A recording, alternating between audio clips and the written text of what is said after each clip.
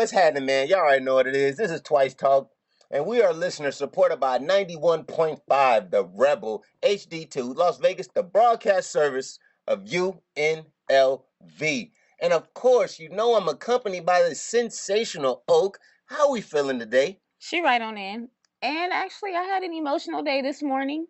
Emotions. I Yesterday was did. for the emotions. Now you No, want no, no, no, not for me. Not for me. I was A-okay on Valentine's Day. But it was a little emotional for me this morning, but I'm here and I feel a lot better and the sun is shining and let's get it in. Okay, speaking of shining, we got the shining artist herself, Miss KisMet Krystle in the building. How you doing today? I'm good, man. How are you? Excellent, excellent. So, KisMet, I am aware that you are a lady of many talents, and we have to get to quite a few of them. But the first one that strikes my mind the most, or the first two, I should say, because we thinking twice around here. But you're a poet as well as an urban farmer. How did you get to mix those two professions together?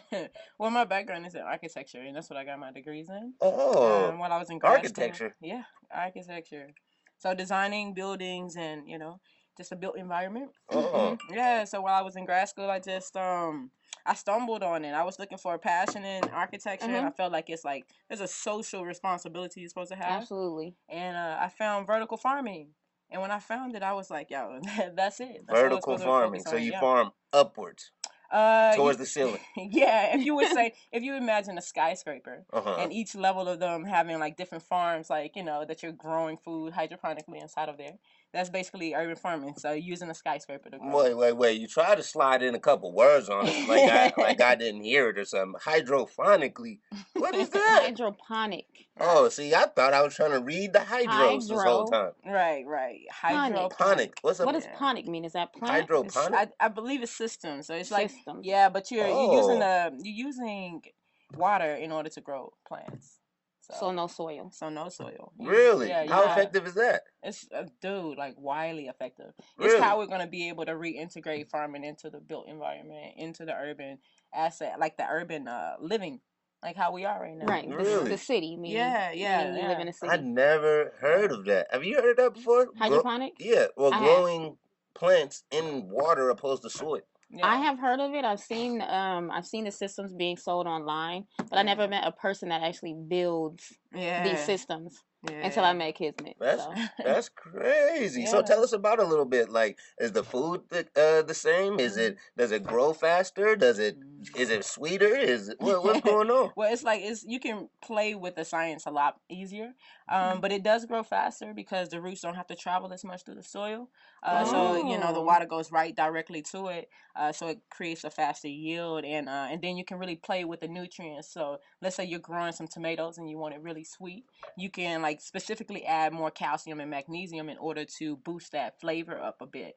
And and because it's usually in a conditioned environment, it's like you can set it to where it's the perfect environment for it. So the food actually comes out tasting better, more organic. You don't have to worry about like the weathering. Stuff like that. Yeah. Or what about insects?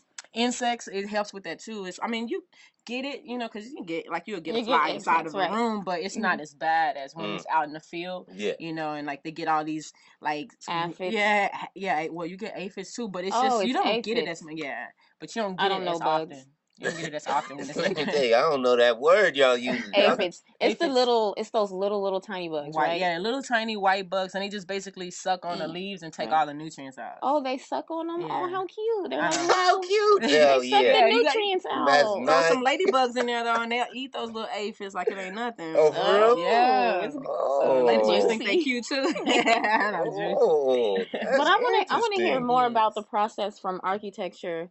And you said that you were looking for something that you could be more attracted. Yeah, well, it's like in architecture. Because what I loved about architecture is the social responsibility and how it like really transforms like a community. You know, and so for me, I was like, well, I want to integrate that into the built environment however we can, in the homes, in the office buildings, within our communities. Like, let's say you have grocery stores, right? We have grocery stores sprinkled out throughout the city. Well, if we take this concept and we sprinkle urban farm centers throughout the city, then we collectively can grow all that we need for, you know, our communities, keep it local, keep it safe, you know what I mean? Yeah. And you start to actually, you know, improve the health of the people because the access is easier. And then the more that we do it, the cheaper it can become, you know, and people become more knowledgeable about it. So I started to design and study it more myself so that I can build a home system. So systems where you can bring it into the house and bring it into, you know, a room and just literally grow it. And so like right now I'm growing, have a few things growing. I've grown so many, like in my living room, you know. Right in the living room. Right in the living room, man. In the I remember bathtub when too? I came over. You're so silly. Yeah, you can do it. I mean, some people do it in the bathtub. No, you They've have like converted it. like a huge. Yeah, I use the first What thing, would you the call first it? system I found was it's a tower garden. That's the first system I used. And what I did in my living room is I built a system around it's like a case around it to where you can grow it. It has the lights in there. It covers the, you know, the reservoir and stuff like that. But just to make it more attractive too. You know, It but is very cute. yeah, It is. man, It's I like it's love it. player. It's player. Yeah, it's like, man, everybody. I want everybody to be able to have it to where it's like a common thing. It's like, dude, you ain't got no, you don't have a, A hydroponic hydroponic system. You don't grow your own herbs. You We're know, nerds. like That was seriously, I know. That was a little nerdy, but it was but cute though. no, Yeah. I went to her house, and your house is very eclectic. It's very cute. Appreciate that. And I seen this system. I'm like, whoa, that's like the next wave of like sculptures in the home type thing. It's really art. It's so pretty. It is, man. Nature has a way of painting everything beautifully. When you put it in the room, cleans the air. You know, it's just like it's just everything. And when you have it in the perfect environment, like to what you like, it usually like the plants are just like us. Keep it comfortable. They'll thrive like no matter what. Yeah, for real, man. So I got a question. When you're planting in the soil, the season often has a large part to do with the growth or the amount of growth that a crops or fruits or, you know, whatever you're growing will have. Right. When you're doing hydroponic planting or hydroponic planting, yeah, that's a tongue twister for me. Does the seasons still have that kind of effect on the things that you're growing? No, it's more like artificially induced if you want it to do that. Like you have a plant going from, like most plants are leafy greens. Yeah. Leafy greens, it really don't matter. You kind of want to keep it at the same season, you know, like same temperature. But in some plants, like let's say tomatoes or peppers, strawberries. Strawberries. Well, what happens is it grows with the leaf, and then the flower starts to bloom and bring the fruit. You know, once the temperature starts to change. So you kind of play with that a little bit indoor. But you won't have that you won't need to have that drastic of a shift, you know, as you would in nature. Like nature shifts, you know, it goes from hot and then it's extremely cold. So you can grow stuff in the wintertime. Dude, yeah, anything. At all times, 24, wait, not 24. 24 months out the year. 24 months. Yeah, 24/7. Yeah, so you play with the 24/7. temperature. Yeah, so you can play with the temperature. The temperature of the water. And the lighting, because, you know, the sun and everything. The temperature of the water. You keep the temperature of the water tame to where it's not too cold. You don't really have to focus a lot on that, but you just want to make sure it's not too cold or too hot. But the temperature of the air, so the air conditioning. Okay. Because they're basically in like an incubator, right? Pretty much. I mean, well, in this room, like I said, you wouldn't even have to cover it up. Like, I mean, you would if you're doing special crops like marijuana or something. You know, you may have to, you know, condition it, but and you won't need to cover it up in a normal environment. You just leave it out there. I mean, I have a thing where I close it off because the lights get bright sometimes, but ultimately, no, you don't. You know, you don't need to have make it an incubator. You just change the room environment. Oh, okay. Have you made any steps to try and get your crops into like supermarkets or markets or anything like that? The ones at home is just like really for personal intake. Okay. But I've been operating this freight farm, and I don't know, it's like it's a company out there. They build and they sell like freight farms. It's basically like a hydroponic. They converted like what do you call it? A freight, you know, like a train freight into a farm using like these vertical zip towers. And so I've been operating that vertical zip tower. Yeah, zip tower. So it's like if you can imagine a 4x4 inch column that goes up like 7 feet. Okay. And then they have one slit, and you just put all the plants you planted like you play with the spacing, but you plant it along in that vertical thing, so you can grow like 14 to 18 plants in like 4 by 4 square feet. Yeah, it's crazy. So, but doing that, I can do it on a massive that's level. Insane. And I've been able to give produce like to restaurants and stuff like that locally. And yeah, I know, like Veggie Nation's a big supporter. JoJo's Jerky. Nice, Yeah. nice. Yeah, so and so this has been like a trial period of trying to see what the potentials are. But yeah, ultimately it will be to be able to give food to supermarkets. But my focus is really the people. You know, small scale, keep it local, keep it with the residents. You know, large farms will be able to really tackle the commercial farms. I mean, the commercial businesses. Industry. Yeah. That's crazy. What stood out to me was when you said access to food. Because I don't think people take into account that when people live in poor neighborhoods, they may not have access to healthy food or healthy produce. Right. And like in Vegas, we didn't even have a grocery store on the west side for a long time until they put that Walmart on Rancho. So this is a shout out to Cannon. But I don't know how much you're into politics, but there's this thing of what food stamp overhaul and how they're going to control that system more and take away the money, instead giving people like bags of food that the government will be issuing. So instead of pre-packaged bags? like food like that. So if I ain't with it. What I mean, of course I'm against it, but I want to know what someone who specializes in urban farming. Okay. What do you think would be a better alternative if you had to think about it? I think it depends on if we're talking about like packaged foods, like processed foods, and I'm fresh sure foods. It's processed. Well, it'll probably be both, but is it going to be all, fresh produce? All processed. Yeah, well, in that case, like, cause I'm not really a big fan of processed foods. I'm like, yo, let's get close to the fresh foods. Now, if they're prepackaging fresh foods and you know making people giving that to people, I think most families would be less likely to buy their own fresh foods like to that scale. So having something pre-made to where these guys can have like fresh produce, cool. I mean, I don't know. I don't know. I feel like at the same time, you know, taking away the freedom of someone to make the choices for their families, what they eat, that's like micromanaging, you know. It's kind of scary, you know, because it just continues to go from there. Like they, you know, it's they like, what's next? Yeah, like what's next? Like, you gonna tell me when I'm gonna eat, you know, like or how many portions? I mean, that's practically what they would be doing. Is saying, well, this is what we're giving you. This is how much each of y'all can eat per serving, and you know, it's just, I don't know. I think it takes away the power. But how do you think urban farming could be something to either like cancel out that system from serving the food, or just a better alternative to access to food, as you were saying? Oh man, I think it would completely transform like the way that we are entirely. Because I mean, and I'm not gonna go right now into it, but I know that because food transforms your body, it transforms, and in that sense, it changes your mind and allows the access to your soul, you know, to be able to be more present, you know. But in regards to the urban, hold that thought one moment. We're gonna ask that question as soon as we hear a word from our sponsor. Shady.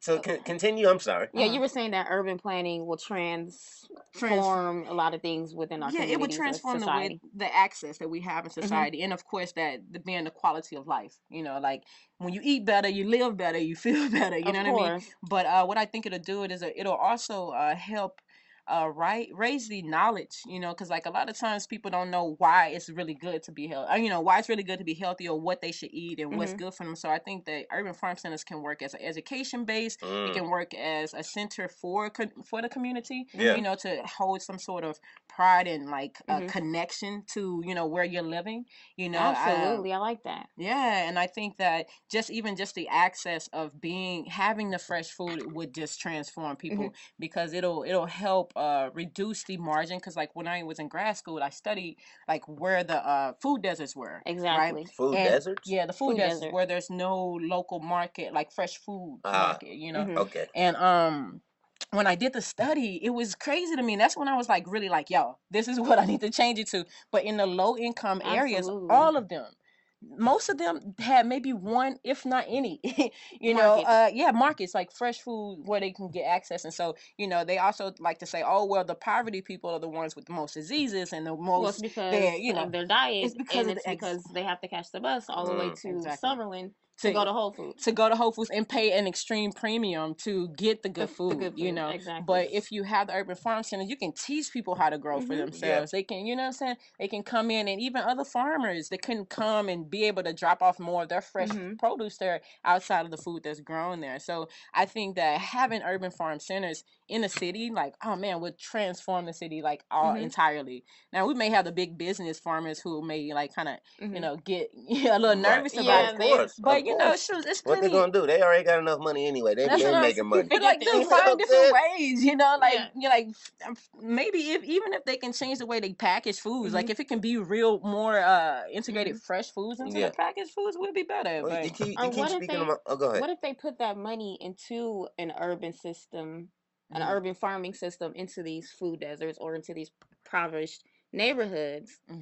And then the government maybe supplied them with seeds, absolutely, and nutrients.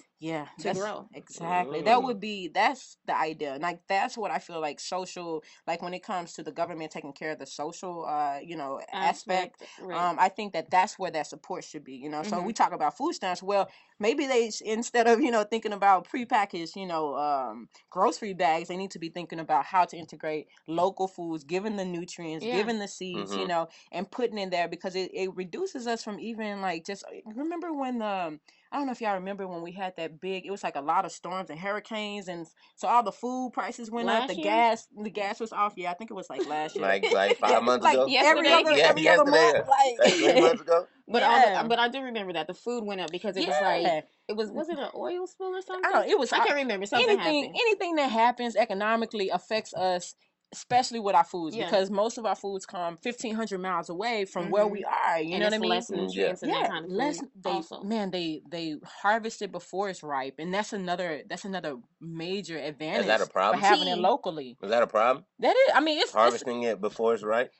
Because it robs us of the nutrients. It's not fully ready. You know what I'm saying? Like that's how you can bite into a red tomato in the store and it tastes like nothing, but you bite into a red tomato that just get pulled and you're like, whoa, this flavor is popping. Oh, that's awesome. I never knew that they harvest unripe. Oh yeah. They harvest it early. It's like usually green, and they put it in these trucks. That's like they infuse it with like CO2s and stuff like that. So over time, by the time it gets there, it looks ripe. I mean, anything I can, even if I pull it from my garden early and I let it sit and it's green, it just eventually turns red. That's the process. What it is. Okay. Yeah, you know what I mean? I feel like I could spend 3 hours with you learning this stuff. But let's shift gears. Let's shift gears. Well, I did have one more question for you were speaking on the fresh food and things like that. So what, and you kind of mentioned it a little bit, but how many stages or what kind of processes what do people usually don't know about from farm to plate? Are there a lot of different things in between that a lot of people miss, or is that too far fetched? No. I understand. I think I get what you're saying. There is a lot of process that goes in between the farm to the plate, and I think that's why most of us are paying too much for our fresh foods because of that whole middleman process, you know. And that's why urban farms will be a lot easier too, because it's more direct, you know, and like people can invest immediately. But yeah, that I think a lot of people don't realize, and I think if they follow, you know, their food, they probably would be like, I don't want that, you know, like why would I eat that? It goes through doses of radiation. They put wax on it. They put wax. They put pesticides. Man, it's all kind of stuff, and we eat it. You know, like, you know, some people are like, oh, you don't wash it. They put it on the water, but it's like, dude, it's still wax on it. Radiation. You know? Yeah, no, for real, radiate all kind of. You wouldn't even believe it. That's insane. And it's only to preserve it. Only to allow it to, so that it can last that whole time, and then by the time it gets in your fridge, by the time it gets in your fridge, it's bad in like 3 days. Well, like if you pull it from my farm, dude, like I have vegetables and even leafy greens like chard or whatever that I pull, that stuff lasts 2 weeks easy in my fridge. 2 weeks, you know what I mean? Like big difference. Major difference. I cannot keep greens that long. Yeah. But that's because they're not fresh. Okay. You know? But if you get them fresh. How long does your cilantro last? Because, you know, that goes bad real fast. Yeah, it does. But I'm telling you, it's the process. That's a really good question. Yeah. It's the process that creates the issues, you know, really. Like as far as the quality of food. But like bringing it local, like making it hyper local where you can walk to your farm, like it'll change everything. KisMet, you are on to something. Man. For sure. That is incredible. incredible. It's waves that's already starting. It's a movement. That's incredible. I need you to ride the wave because you can ride the wave. For sure. Most definitely. Well, let's get into the spirituality side of you. So, oh, okay. yeah. Because we can be deep, okay? Okay. So, today, was it today or yesterday? The shooting. Yesterday. It was yesterday. Yesterday. Mm-hmm. So, 17-year-old boy goes into a school, shoots it up. Mm-hmm. How do you view that through a spiritual lens? I would say like a lot of this, like when it comes to a spiritual lens in regards to that, I think it's a telltale, of where we are in society. Every time things like that pop up, like pimples, it's like pimples. You get a pimple when you've eaten too much candy or your diet is off or whatever. Yeah. So I think it represents like some sort of neglect that we have within our society. Some sort of need that we probably need to focus more on. But kids like I work with kids. And I, the emotions that they go through, it's like, it's intense. And I think that a lot, in large, as a society, we all kind of go through these emotional shifts, social media just hypes it up even more, Absolutely. And so I think that it's causing a miscommunication even with our true selves, with our soul selves, with our spiritual self. Also, you think it's a psychological disconnect? Oh, absolutely. Okay. Absolutely. With themselves. Let me tell you what it is. It's nothing but the parents needing to put their foot right and they ask me a question. That too. That'll work. Okay. But that's the parents being disconnected, though. That's the parents being disconnected. If they were more connected with their children, okay. Exactly. It's a ripple effect, Yeah. These kids are young. I mean, we can't say that he's not at fault, like, because I kind of call it white male superiority complex. But maybe that's the disconnect. Well, no, the disconnect is when the kids can call child protective services and, oh, my mom hit me. You get what I'm saying? Or he could just go grab his AR-15 and go up to the school. Which, how did he get that, though? You know what I mean? Like, how did he get it, huh? He purchased it. Yeah. What you mean purchased? What you mean? I mean, he's like, what, 19? Oh, he's 17? No, I think you can go to gun shows and you could, like, buy guns. At 17? Yeah, 16. You're they kidding. don't check no IDs, none of that. And see, they talk about the gun laws and like you go to conventions and stuff. Yeah, like gun conventions. I mean, I've heard of it. You go purchase them right there. They got them all the time out here in Vegas. That's crazy. I didn't know that you didn't have to be 18. I didn't know that neither. They don't. Well, they don't check IDs. What? Yeah. But see, like isn't there has been like a thing where people have been talking about the laws, like they wanted to ban it, right? The gun laws. Now I'm not wanting to say, yo, take it away, because I'm like, look, if the police gonna have guns, everybody need guns. You know what I mean? Right. But ultimately it's like, regulate that. Don't, how you gonna let somebody just walk up without an ID? A 16-year-old buy a gun? Like, really? Is that true? Like, that's insane. That is crazy. But it's like, at the same time, these type of events, when it comes out, it makes me think about the conspiracy part, where it's like, are they still trying to push the agenda of no gun law? No guns at all, right? Yeah, and it's are like, they trying to disarm us? Exactly. Exactly. And I think that that's something that we have to make sure we always allow not to get away from us. I'm glad you know. You know what I'm saying? Like, look, we have to have rights to bear arms. I don't have a gun, but if I had a family, I would. Yeah. You know what I mean? Because you just don't know. You know, like people, military, martial law, stuff that people don't even know about. It has been practiced. I'm not saying that the stuff is widely true. Yeah. I just believe that in some section, it's a real reality. That. Absolutely. Yeah. Absolutely. But you don't completely give up your rights to protect yourself. Like, I don't care who you're trusting. Right. So yeah. So when it comes to spirituality, it just all kind of ripples out to that. You look at it as a world issue. Yeah, a world issue. Not necessarily this person or this demographic or this group of people. It's just a pimple. Like, it's a pimple. It's a pimple. Okay. It's like a pimple. I mean, but a destructive pimple. Like a pimple to take off the side of your face. Domineering. I was told that this school year, in the school year will probably end in May. Early. This school year, there's been 18 shootings. From January, they said, right? Since August. Across the United States? Since school started, like this whole school year. Wow. In Nevada? I think January. No, across the country. No, school starts in August. Right, but I think it's been more than that. I don't know. Since August, there's been 18. That's what I'm saying. 18, that's crazy.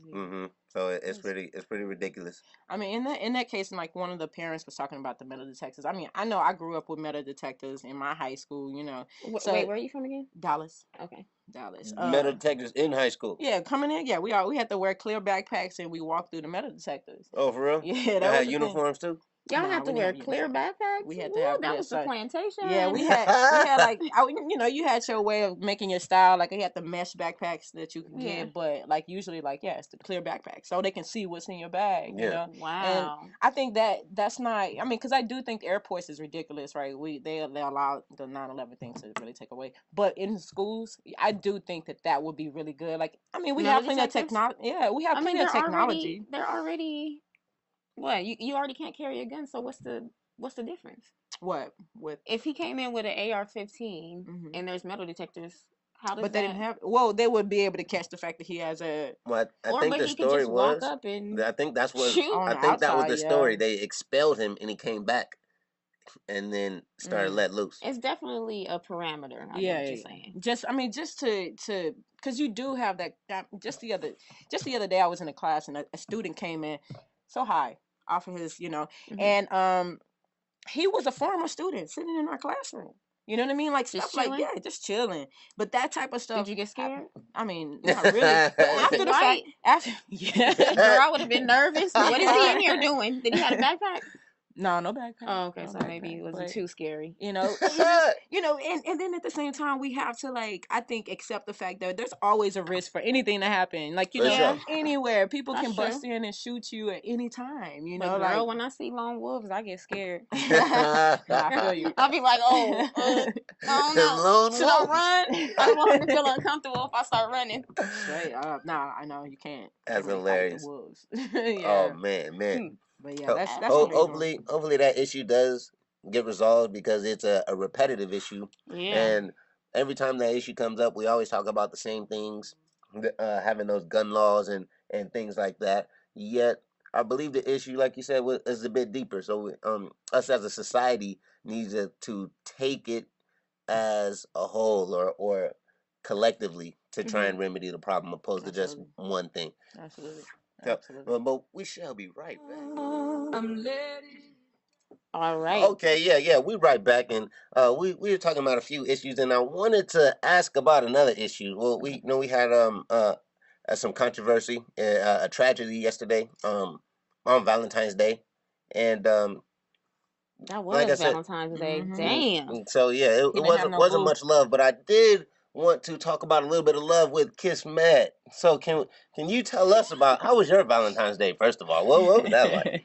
It was great. It was great. He kind of whispered that. It was great. He kind of whispers. It was kind of great. I had a good day. You know what I'm saying? You could tell because I need to hear some great Valentine's stories because I've never had a good Valentine's Day ever. Never. You know, it's all about love. You know, it don't have to be romantic love all the time. It can just be about love in general. Yeah. You know what I mean? Like, and I think a lot of times that pressure of Valentine's Day and with the boo and paying, making sure you buy the gifts and make them feel good. It's just kind of like. It passes over what it truly means or what you can make it mean more than just romance.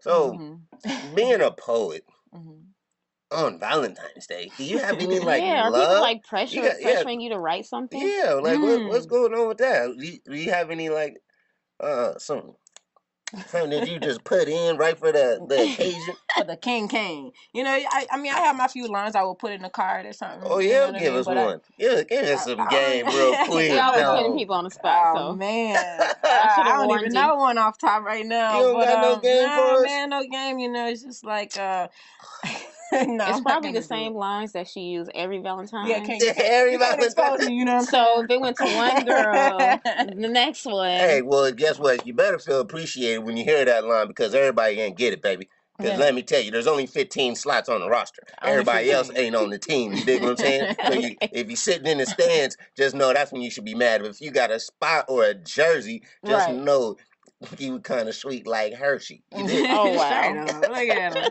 Hey, so you got the lines ain't to hit you up. You know what I'm saying? Hey, I don't got no game. I just tell truth so cold I don't got to lie. And then a lot of times they be thinking I'm lying because they just too cold. Yeah. Oh, my God. I like it, though. It's real. Anyway, back to Valentine's Day. Oh, okay. Yeah, tell us.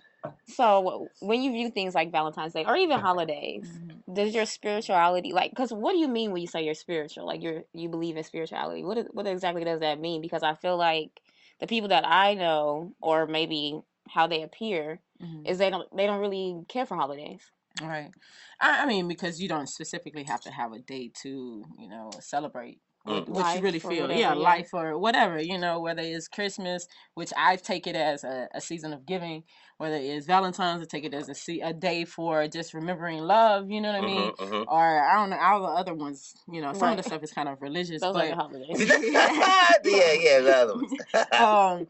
But I just, I feel like when it comes to spirituality, you can't go without even considering the physical, like who we are and our real reality, you know what I'm saying? So I don't know if I'm answering the question exactly, but I think that it's just a matter of how it plays into your life personally. Like, so we have our non-foreign part that affects everything that's physical, then you got a physical part where it's our relationship, it's like, you have that, and it's just a matter of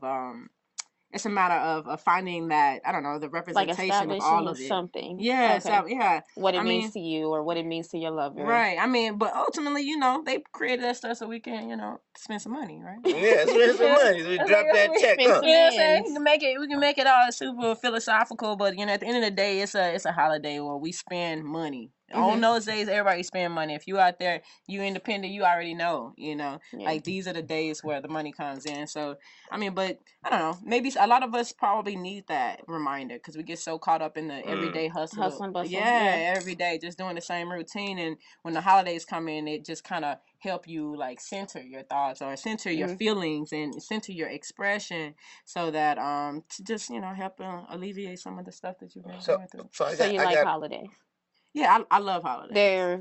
They have some kind of point to them. It does. It's a collective. I think it's a collective like choice to do something. Like that's why with Christmas it feels so good. Everybody's like buying gifts for everybody. Because it does make you stand still for a little bit and consider others, or at least consider something outside of, like you said, the everyday. Yeah, even people like at work, it's like, dude, I ain't never talked to you, but thank you for this candle that I probably use. Okay. So, with the spirituality, I need a little bit of counsel real quick. And so, like I said, I've never had a great Valentine's Day.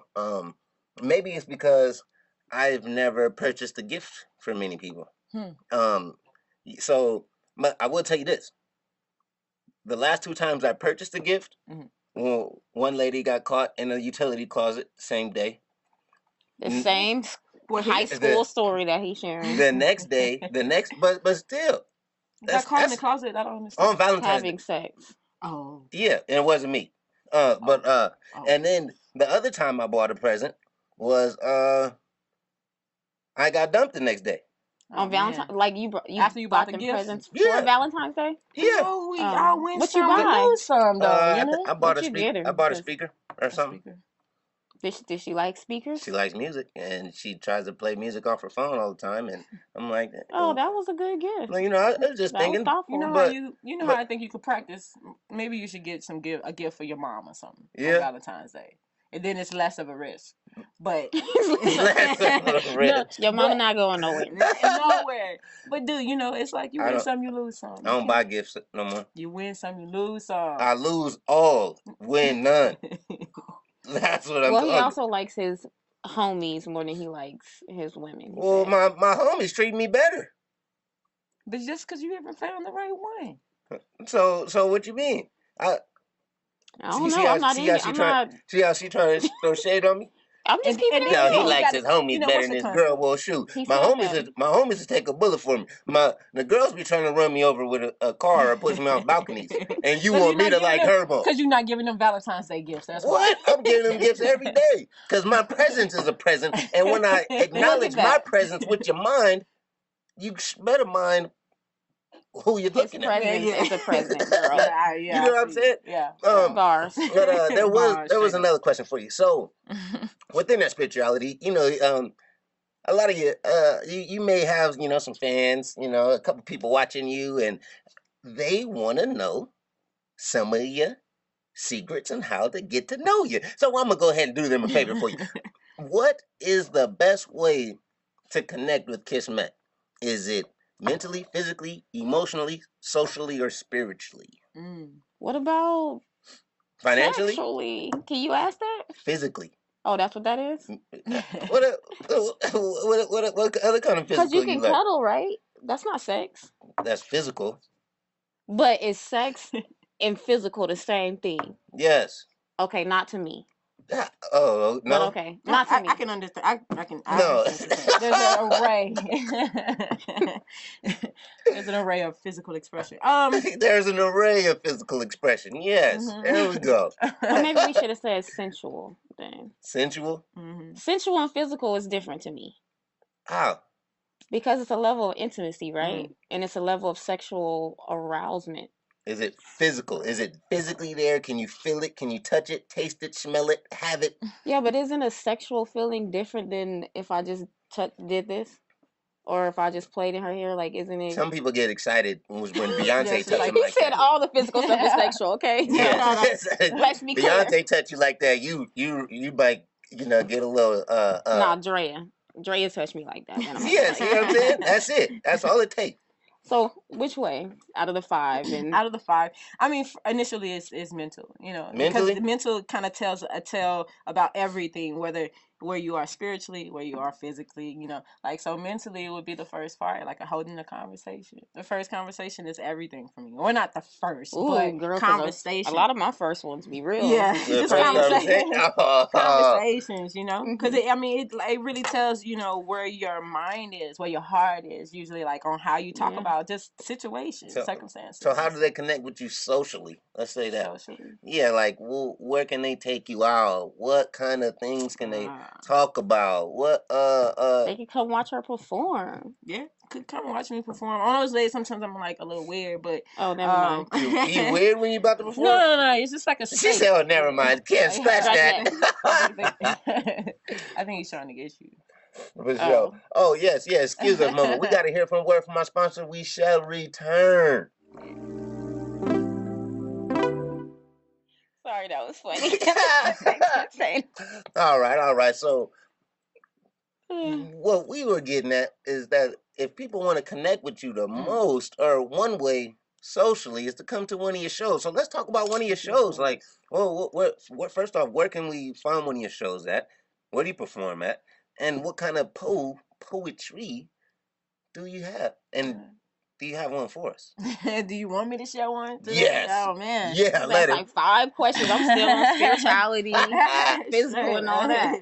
Yeah, right. Oh, my bad. I mean, I perform at different places. They have a lot of different open mics out here. You have Human Experience. Soul Sessions is like a baby of mine and one of my favorites. What is? Soul Sessions. Soul Sessions. It happens every Sunday after First Friday, but we go on hiatus when it's cold. So it's coming back up in April. But so open mics, and then I have 2 shows coming up. I have one that's here with her. What's the address? It's called From the Mouth of Us. From the Mouth of Us. Mm-hmm. And the address and stuff. Well, I'll put that online. But I have that one, and then I have a intimate setting, like an intimate feature at a coffee spot. So I'll be able to perform and then talk back and forth to the crowd if chosen. But yeah, it just depends. It changes. Mainly open mics, and then other times it'll be features where I get asked to perform, and then it just changes. So can we get a little show? Can we get a little bit of what's up? All right. Well, my poetry, it's like it went from love to conscious a lot. I try to bring out a lot of that truth. Okay, yeah, so we need some truths. We need some truths. Can we do some truths about love? We can do the conscientiality of love. Okay. Oh, you want me to do one about love? Sure. Okay. Or whatever you feel comfortable with sharing. Okay. I mean, I can do either one. She said anything. I mean, don't say that. You talking to Kobe? Oh, my bad. Give me something short and sweet. Short and sweet. Shoot, that's hard too. Now let's see. Short and sweet. I don't know about. Never mind. Here, I'll do one. I'll do one real fast. I'll try not to like make it linger. So whatever. There's one that's like conscious. It goes like, how can we live here and do nothing, and let them season us with propaganda that confuses our thoughts into rubbish? It's called a feast of dreamers. They're breeding us into resources that supports their family's greediness, and daily we submit. committing ourselves to dosages of pleasure. It's a quick fix. It stretches as long as the money's spent. Time is bottled. And in exchange, there's a newer model. We earning dimes with side effects that give symptoms of never satisfied. And we never bother to wonder who labeled us the misfits. Are we unfit to rule the consciousness born within the eyes of we? The eyes of me. It's just a separation between man and beast. We're tamed with chains that we voluntarily latch to. And now we're dancing with moves of a ratchet crew. Mechanically regurgitating gestures that's demonstrated as the right thing to do. But why hide the God in you? The artist creating new expressions of a greater you. Somehow we've given them the copyright of life and now we pay them dues. But that's what confusion proves. You give another the power to think for you and you'll be sure to reach destruction soon. It'll be a catastrophe, the big boom, dancing in the confetti of divided particles, diced up knowledge of what you once knew, are leaving no positive remains. The trees are bearing hollow fruits. With scenes of clone morals, religion wars have become the biggest proof. As we follow a cascade of promises that's led by a fearful root. But let's put a heart to seeking infinity through the monarchy of loot. Let's colorblind ourselves and grab a hand to help each other through. We're a class from the higher educated and born into a world that's widely militated. But we order peace into the sapiens. The human beings. We're living in a world of finite things with a sight of the all-seeing. Open your conscious realms. Unify with the whole of all that is. Don't be so complacent with the fantasies of limited fields. Oh, that was jazzy right there. The And bomb. that was the first performance we had on air. No way. Oh, yeah. Oh, yeah. I hope y'all enjoyed that treat right there. And there was a bunch of messages, and if you didn't catch it, don't worry. That's why we shoot it live for you, baby. Because you can go right back on it. The first few lines, I'm like, okay, yeah. Had us going. Okay, I see. Very dope. Thank you. I appreciate that. So what kind of questions are you asking lately? What kind of questions am I asking? Yeah. Who? You tell me who. Yeah. What kind of questions am I asking lately? I think a lot of my thoughts right now and questions are with myself. You know, I've been working a lot on trying to figure out how to be more present and be myself. You know, instead of trying to be who I thought I wanted to be, to become just be who I am. You know, and because I feel like that makes the difference. You know, as far as you like really evolving. So my question is always, am I being authentic? Am I being honest? You know what I mean, with myself. You know, sure. Yeah, I think it's a lot of times we kind of like forget to ask ourselves that. We're so busy like looking around and like seeing what everybody else has to offer, what they're giving us. We don't really ask ourselves like what it is that we, you know, that we're presenting, you know, and who we are. So that's mine. I guess that's my question. Do you think that the route of getting there is acceptance, or do you think it's confusion? I think it's both. I think it's the process of moving through confusion into acceptance. Because you're only confused usually when you're not accepting it. You know, you're not accepting what is. Like you're usually like for me, because I've found myself confused in a lot of situations. Me too. You know, and it's just when you're a conscious Black woman, I feel like you're gonna go through some kind of identity uncomfortableness. That you have to either say, you know what, I agree with this part of my personality, I'm fine with it, or I'm such a dynamic person that I'm cool with everything that I convey. Right. Or, you know what, I want to be a prude and I want to be more modest because this is just how I want to be. Right. So I definitely get what you're saying. Yeah. I think that's a major thing. A lot of times, most of us, we just, I don't know, we don't pay attention to it. You know, and Black women get picked apart like for everything. It's like, you're too sexy, you're not sexy enough, you're too smart, you're not smart enough. Right. Why are you wearing your hair like that? Yeah, and it's just and it's just so much. So but it's about a balance, you know, like even when it comes to spirituality, like to be able to say like, I know I'm spiritual, you know what I mean? But one of the things I learned was that, you know, you have all these like, you know, quotes that we can put out, these positive quotes and but and all these wisdom of new information, but it's like, how do I apply that to my the second that I'm in life, you know, like when I'm living and I'm in a situation, you know, how do I apply, you know, that rule of saying, you know, either, I can't even think of a term right now, like I turn the other cheek, you know, just like some of these different things. Like, how do you apply that to your life? And it's just that balance of just being able to say, hey, okay, this is the reality. This is the moment where I can be making a decision on and changing the way that I interact with you because of this situation. You know what I mean? Like, being able to snap yourself into the moment and balance that spirituality with, okay, here's the real. You know, how do I apply my knowledge of spirituality into my actual reality? How would you define spirituality? Like the idea, the beliefs, or is it a system, or is it just a lifestyle? I think, is it a system or a lifestyle? I think it's both. Okay. I would say, you know, depending on what it is, you know, you got religions, which is a system that most people adopt as lifestyles. You know, I do think that spirituality is something that one can't really escape from. I mean, you can ignore it, you know, but as long as you're thinking and as long as you're walking around, you're involved with spirit. Yeah, you're involved with it. Your emotions are moved by your, I feel like, of course, by your mind, but by the communications with your spirit. You know, like people get angry, you know, they get really angry, and usually their soul self is not happy, you know, for whatever reason, between the communication of their mind and how they're analyzing that situation, you know. But like, yeah, I feel like it's a system. It's a lifestyle. Like it's really fluid. It is fluid. I think that's the problem. Like, I think we as a society, like, it's natural for us to kind of collectively come together and say, okay, we're going to all think this, you know, and we're going to all do that. But ultimately, we are individuals, you know, and like, we have individual souls, and we're all made differently, even if you're a twin, for a reason. And I feel like spirituality is like more of the expression, an expression of God, you know, and like, the more diverse we are, because if God is infinite, then there are infinite ways to express God and to be in that presence, you know. And so, and I think, say that again, girl. Slow down. You said that we're individuals, and God is infinite. So then there's going to be multiple infinite ways to express God. Exactly. I like that.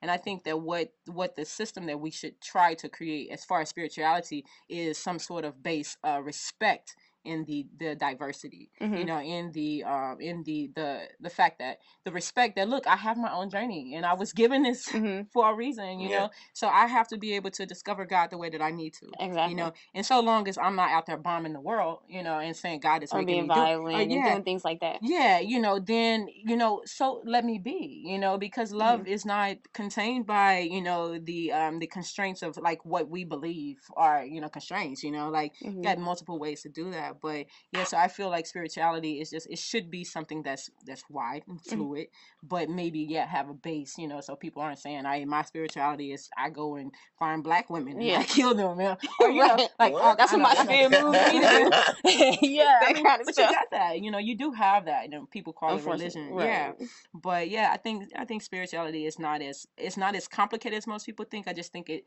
feels complicated because most of us feel like we have to be obligated to a particular type of religion or beliefs, just so we can all feel comfortable with each other, you know. People, for some reason, it seems like it makes us feel better when we all are on the same page. You know what I mean? Instead of being able to say, yo, we're all different but alike, but let's make this shit work. Let's put this mural together, you know, and have different components of images that just collectively makes it beautiful, instead of, you know, just one picture that has one color or one shape, you know what I mean? That's great. I like that. I like that.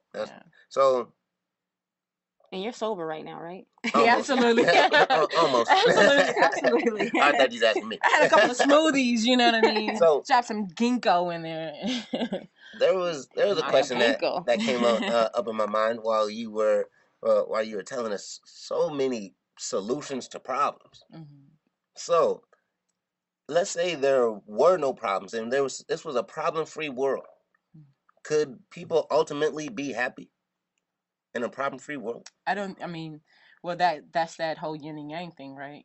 You can't, how could you be happy if how can you be happy if there's no moment of sadness? If there's How can you be happy if there's no moment? Oh yeah. You know, so this is the thing. I used to think about this a lot when I was raised I was raised Christian, and for me, I always thought about the dynamics of heaven and hell, and I'm like, well, why couldn't we just stay there? You know what I mean? Yeah. But if you imagine like being in a space to where all is great, all is well taken care of, there's nothing to challenge you. You know, like even for like stuff that happens, like bad in your life, you transform and you triumph from the pain, so I don't think that there will be a such thing as happiness if all was well, so it's almost like ideally for me when I sat with it and I was like, man, I can imagine being up there, everything's great, and I could just be like, I'm bored.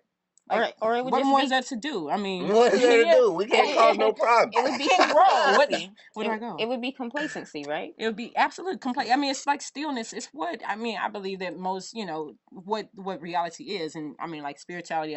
It's just like this vastness of all potential, but the potential can't be realized until you like take on form, and the form brings you a limitedness about your reality. Like we're living in You this. just went real deep. Hold on, what? She said it's vastness, which is just a bunch of space. It's a bunch of space holding all potential everywhere. Okay, holding all potential. Okay. Yeah. And then it doesn't have a perspective, or you have no relation to it until you become a part inside of it as a limited being, right? Okay. So like even us sitting in this room, essentially you say, oh, we're all one, all things are one, and we're, but essentially because of the laws of having limitedness, like our bodies or this table, our mic, life, and time, and days, it gives us experience, and that in that experience we can experience the infiniteness of what is, you know what I mean? But otherwise, so basically it adds context. Add context is it? Yeah, it gives us it gives it life. It's like how things are animated. Little seasoning on there. Yeah, it's like adding the baking soda to the vinegar. Okay. You know what I'm saying? It's like, you have that vinegar sitting there still or whatnot. You drop the baking soda too. Oh, now we got something that's entertaining or something that we can learn from this interaction. So you saying ain't no such thing as a happy ending? Yeah, I think it is. Did she say that? So long as we have pain. When did she say that? I said we need both. We need both. I mean, I feel like we will have both. I mean, I just think that's a part of the yin and yang type of deal. You have to have, like, you can't walk forward without having the friction of the ground stand still so that you can move forward. If you have nothing to grip on, you don't move. You're just there. Like, it's almost like the idea of space with no gravity. You're just like, I haven't made it to space yet. I mean, well, I'm just saying, like, I don't think about space. It's too much for me. I'll be like, space? What? There's other planets? Oh, no, let me get back to thinking about some stuff on Earth. Turn it down. Yeah. Right. Yeah, no, but yeah, exactly. It's just like, so I would say that we need both. Not to say that you have to stay in it. Like, and I feel like what I think Eco totally, he talked about the pain body and stuff. Like, a lot of times people stay in the pain. It's easier to be in the pain. It's easier to find pain, but the idea, the game, I feel like, is learning how to transform the pain into a new type of happiness or into a new type of awareness so that you can remember that it is all good. It is all like, everything is gravy, to be honest, but it would be boring if it was like that. If it was just complacency. You come in, everything is perfect. It's like, dude, the first thing you want to do is like mess the shit up, like you get it. Even like when you're playing with Legos as a kid, you get it, you make it, and it's like, man, that's perfect. And it's like, now what? Do I just keep looking at? Yeah. Do I keep looking at it? Like, nah, I'm gonna destroy that mug and start it all over again. Yeah. So maybe we're just naturally destructive beings. Naturally destructive. Might be onto something. Clark, like, yep. Yeah. I don't know. And I think teasing. It's a perspective. I'm just teasing. No, you real. No, I didn't mean that. I meant it. No, I'm just kidding. I can see it in your eyes. Yeah. Will Smith, he's the GOAT on IG, by the way. If y'all not following him, like, y'all losing. What? I'm not following him. Oh my gosh, you need to follow him. He's the bomb. I do. But he was saying that he was away in the Caribbean or some island, and it was just so peaceful, and he loved it. And he was just like fishing for some kind of drama, so he kept having an urge to watch the news. And he was asking the question, like, why, as human beings, do we want something to agitate us sometimes? Stimulation. I think it's stimulation. It's like you can't be in a room. It makes with you nothing. think, right? Yeah. Like being in a room and there's nothing there, like you're gonna go crazy. Our minds are meant to interact. Shout out to all the dogs holding it down in prison. Right? Man, in isolation, yo, really? Yeah. Hey, seriously. I can be bored all day and not be bored. So I love bored then. Are you sober when you do that? Yes. Yes. I just have to ask. What's your bored? I think I've only told one person in my life ever I was bored, and that's when I had $15K in my pocket, and I'm at a gentleman's club, and I was. Hold on, wait, hold on. But so you was bored, and then you had $15,000 but you was sitting in a strip club? Yeah. Oh, so you was bored in the strip club? Yeah. Okay, we're talking about at home, just being bored, looking at walls. Talking about real boredom. That's not bored. That's not bored at all. But I spent hours at home by myself, not doing nothing, and I wasn't bored. My mind won't let me be bored. Absolutely. So, and I feel so you. how can boredom, isn't that like, then don't you start looking for distractions once you're bored? Yeah, I mean, yeah. It's one of those conflicting terms because it's like, how can you really ever be bored? You're just not, Really? Yeah. And how would you do? But I get what you're saying when you say you're at the strip club and you're bored. A lot of times when you're at social environment, sometimes you do get bored because you're just like, you're not entertained. You're not talking. You're not engaging. Like you're not enjoying what you're experiencing. Yeah, you never went out and just was bored at a function and was just like, this is kind of boring. I mean, yeah, I would say if I feel like I'm wasting my time, then I'm bored. Leave, right? Yeah, if I'm like, I could be doing other things, I'm kind of bored. I guess that's what I can relate it to. Well, how do you define boredom? Yeah, I would just relate it to lack of being entertained, because it's like, it's always something going on, it's just a matter of not feeling stimulated enough to where it's like, it satisfies you, so you're like out of, you're just in lack of satisfaction. So you're just like, I'm bored. I want to find something else. And then, that something else usually is? Destruction, like you said. It is. We got a couple more questions for you before we wrap it up. But before we do you have any questions for us? Questions for you guys. Yeah, how did you get here? Did you always want to be a radio personnel? Never. I don't know. I seen myself doing something like this, but I was like, oh, I'm not going to pursue that. And then twice gave me the opportunity to join him. No, you gave me the opportunity because I couldn't do it without you. Oh, that's so sweet. This is his second go around with this show. So he had twice talking. What year was it? 2011. Okay, 2011, and this is his second go around, and I'm in addition to it. Do you think that it has helped you as a human? Oh, yes. Absolutely. How so? I feel closer to everybody that I interview after this. I have a newfound respect for them, a new form of inquisition towards whatever it is that they do, and it helps me just respect differences more and uniqueness. Okay. So it's definitely made me a lot more humble in how I view things and view people. Nice. That's for sure. Oh, that's dope. What about you? Right. I'll probably say it taught me. It taught me how to deliver. How to just lay it on the table, let somebody have it without giving it to them. Right. You dig what I'm talking about? Dance around it, Well, I always did that anyway, but it just made it a little more profound, and I could do it while I was not dancing, but this time I might be skating. Matter of fact, they tried to invite me to the Olympics for it too, but I kind of turned it down. You know what I'm saying? Yeah, they weren't ready. Yeah. I didn't want to be dripped in gold, so I just went ahead and opted out. Too heavy. Yeah, So, you sparked a question. You asked us, what has this taught us?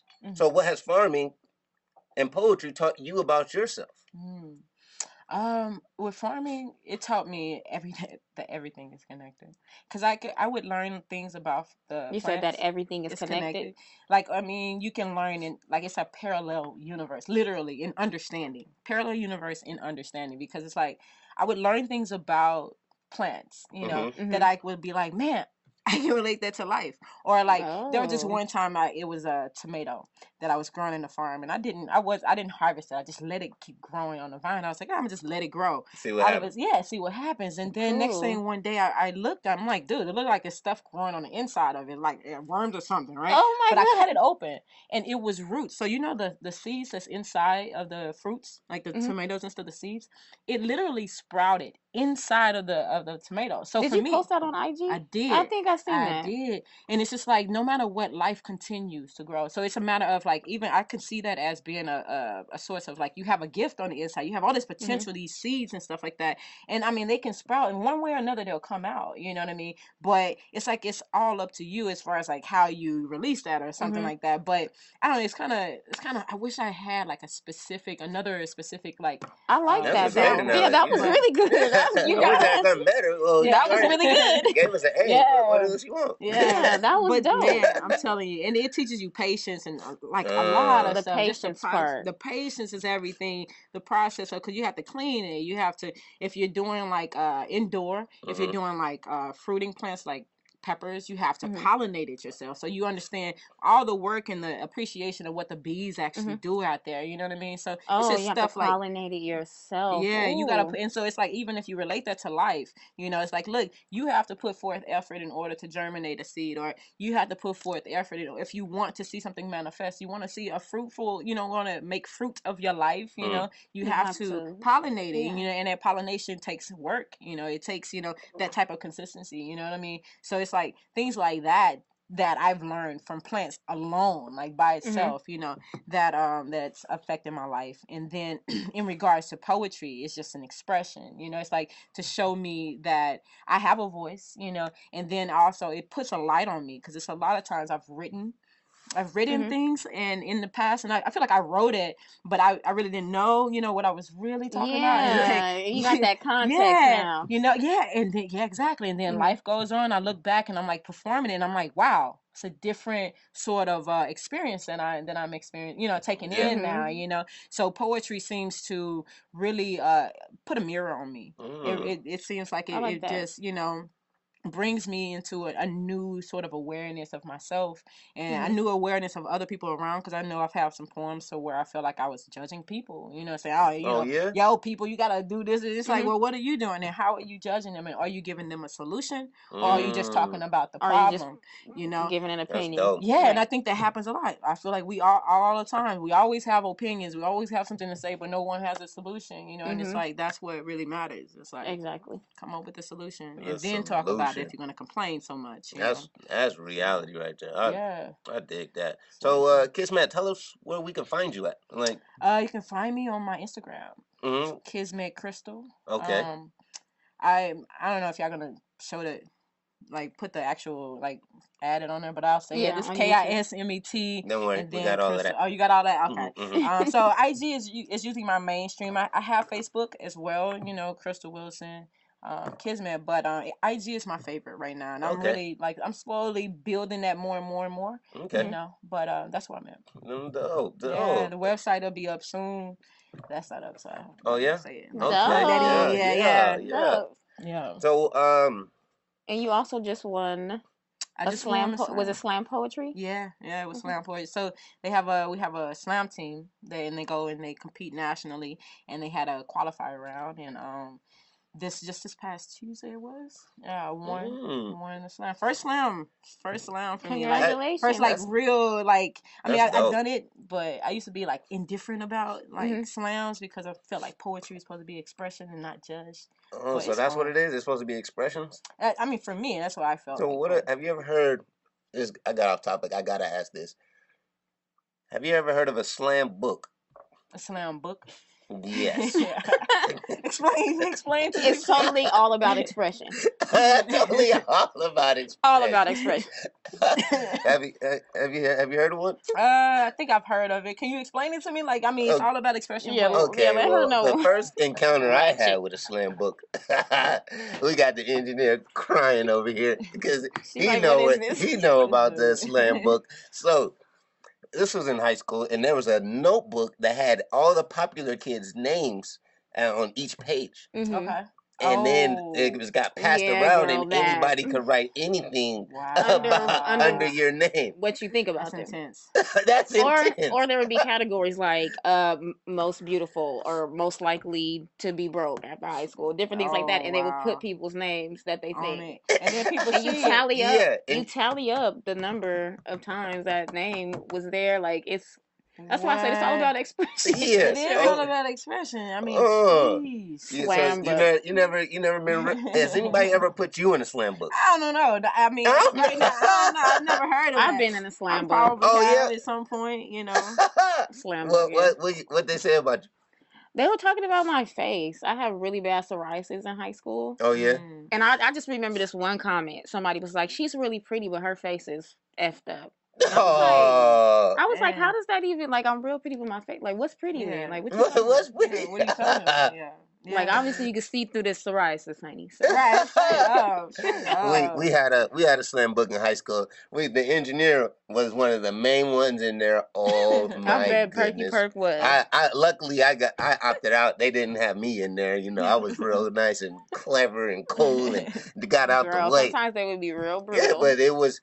Oh man, it was Slam it was book. bad. It's almost like how excuse me, how Facebook started off, like, you know, how they had the comparison. It's almost like exactly. that. And it's, I mean, it seems like it's like what do you call it, analog version of what social media does for today. Pretty much, yeah. Oh, that's really cute. The analog version. Throwback. Yeah. So, KisMet, we got any final thoughts today? Final thoughts. Final thoughts about life, or just whatever you want to share. I mean, I think if I could say anything to the world, yeah, let us know. Then I would just, you know, really urge us to be present with each other, you know, and like really really treat each other the way that we want the world to be, you know, and like even in the moments when it's really hard and difficult, you know, especially those moments, you know, to really practice on putting ourselves back into the present moment and in what do you call it, inducing the heaven that we really want to experience, you know, on the planet. So it's just like, yeah, be socially responsible. Be responsible for who you are with, and how you are viewing everybody. I mean, how you're treating everyone around you. So I like that. Be present. Be present. Be present. That is a key, a gem, a golden rule for success. I like that. All right. Absolutely. Oh, we got any final thoughts? What's going on? My final thoughts are stay respectful and keep inquisition towards anything that you are unfamiliar with. Stay respectful and keep inquisition. You want to be you want to inquire about it. Okay. Keep a level of curiosity. Okay, for sure. Look. All right. My final thoughts is going to be, since Valentine's was yesterday, I tried to remember this, but I don't think I can. Because okay, I wasn't good. So I'm gonna go ahead and read it off for you. And it's titled Cupid's Arrow. Oh, he got a poem. Yeah, no, it's He's trying to compete. It's not so much a poem, right? but it's more so something. It's more like some game. Yeah, so it might be, because he was giving us some game too. All right, so what awakens desire in the seduced is not a sensual touch, or a pleasant sound, or a pleasant sensation. It's a wound. The arrow creates pain and ache, a need for relief. And before desire, there must be pain. Aim the arrow at your victim's weakest spot, creating a wound that can be opened and reopened. Is that thing? That's my final thoughts today. That was cool. Some intellectualness. Yeah. If you could take an apple, you could take a little something from it. You know, I could, go a little bit more in depth, but the depths of my knowledge don't have enough time to do that right now. And what I want to do right now is tell you about overthetopLV.com. Because those stars, those bright lights, those are always shining, just like my dog KisMet. And if you want to go over there, go check out those people.